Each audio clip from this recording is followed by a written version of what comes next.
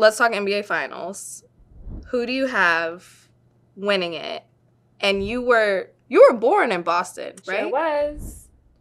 Do So I you guess my claim biased that? opinion is the Celtics. Okay. 100% biased. I would love for them to win. I mean, but from like a 100%, basketball lover, sports fan, I thought Golden State had it, but I'm not so sure anymore. We're all not so sure. Yeah. And I was talking about this today, just how the game goes through cycles like fashion.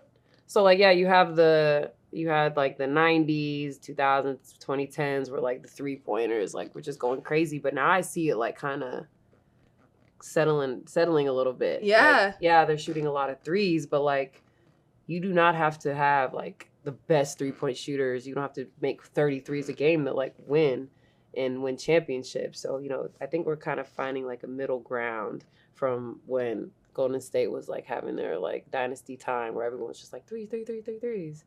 And now we have like more players, doing more, and like role players kind of, establishing themselves as like super important to these teams. And I love that because role players are so important. So if Golden State doesn't win the next game, then I got Boston winning. They're hungry. They're young. Boston is like so behind them, and like, I know I ask my dad all the time, like he's like, Boston fans are insane. Yeah. So yeah, over the top, but it's Boston. What do y'all expect? They're over the top with everything. Like it's not just sports. Does he have any stories of Boston fans being wild from his playing days? No, not really. I mean, he was kind of like a Boston fave, so little darling. Yeah. So he's like a little sweetheart when he was playing. I love that for him. Yeah. It's a great thing to be known for. Yeah, and like when he goes back, they always show love. So that's good. He loved it there. Yeah. And my mom was born there, so all her family's still there. So nice. Yeah. Okay, so then that is your biased opinion. 100% biased. You're allowed in that, even though this is very bright I've never been a Lakers fan. I always was Kobe fan. So it was like when they put that team together this year, I like said something about the Lakers, and they were like, or towards the end of the year when they weren't making the playoffs, I'm like, you're a spark now. You can't talk about the Lakers. And I was like, what? I never thought about that of like your NBA fandom. I can say whatever I want. I'm a grown ass woman. Literally, like, you're a spark now. You better be careful before they get rid of you. Shut up. Shut up. Typing. You don't sound like that voice. You gotta be careful because they're gonna get. That's my troll voice. When I read those fake tweets, that's how I imagine them talking mess. Oh, don't even get me started on the betting. Oh my gosh. Yes, that has been a thing in the W. They're like, Lexie, why didn't you make those threes? I have money on that. And then when I make too many threes, they're like, why did you make? Someone was like, that was a lucky shot. I was like, did I mess up your parlay? I'm sorry.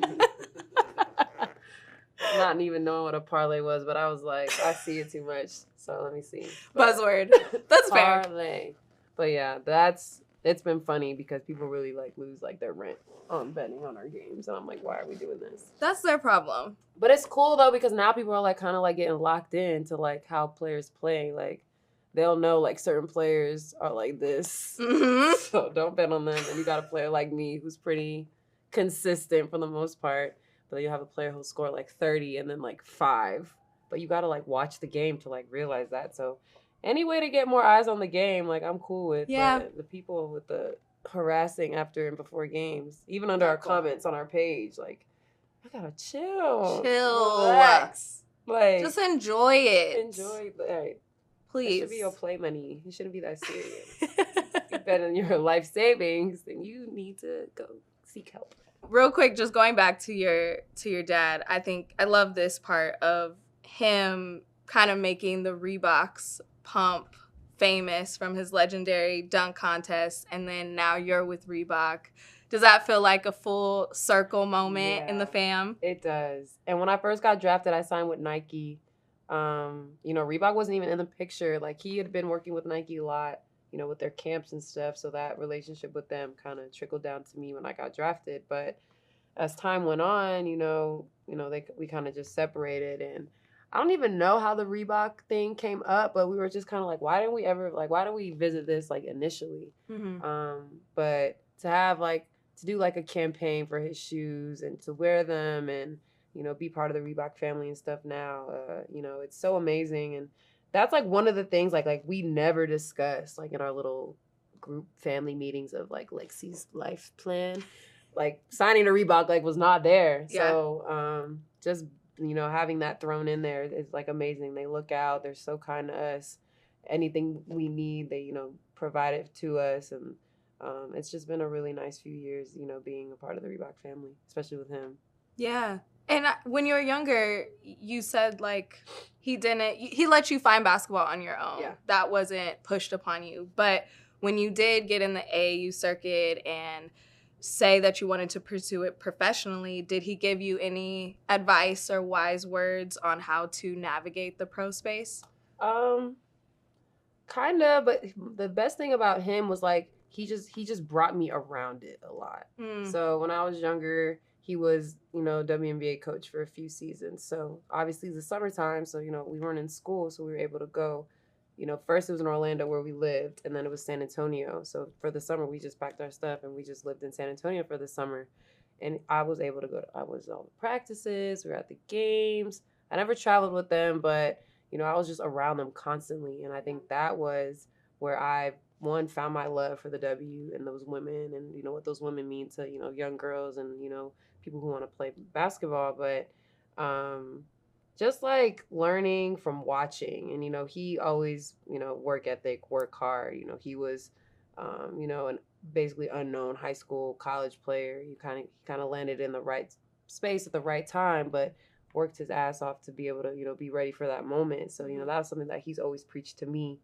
But as I've gotten older, I'll take like a few steps forward and he'll just take, a few steps back to just be like, sit and watch, kind of just be a proud dad. And, that's been really fun to see, going from him being a player, me being the proud daughter, to now I'm the player and he's just the proud dad. So he's always in my corner. Anything I need, I just call him. We still work out in the gym, but now, he has his hands full with my little brother, who's a sophomore in high school right now, finally coming into himself. So I'm letting them have their time. So I don't hear from them that much, anymore, but my brother's killing it and I'm really proud of him. And I know my dad's proud. Even though he can't move in the gym like he used to, he tries.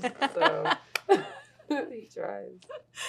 I love that. Well, thank you so much for sharing all of that with us. That was fun.